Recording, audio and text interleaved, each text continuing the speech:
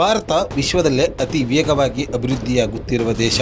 ಹೀಗಾಗಿ ಭಾರತದ ಮಾರುಕಟ್ಟೆಗಳ ಮೇಲೆ ವಿಶ್ವದ ದೊಡ್ಡ ದೊಡ್ಡ ದೇಶಗಳು ಕಣ್ಣಿಟ್ಟಿವೆ.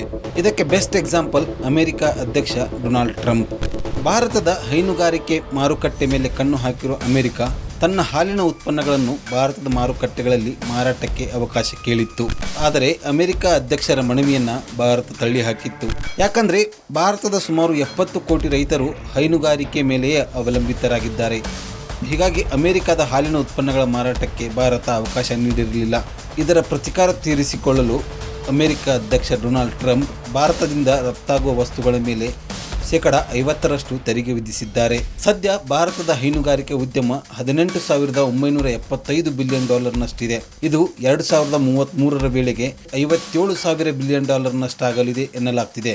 ಹೀಗಾಗಿ ಅಮೆರಿಕ ತನ್ನ ಹಾಲಿನ ಉತ್ಪನ್ನಗಳನ್ನು ಭಾರತದ ಮಾರುಕಟ್ಟೆಗೆ ನುಗ್ಗಿಸಲು ಯತ್ನಿಸುತ್ತಿದೆ.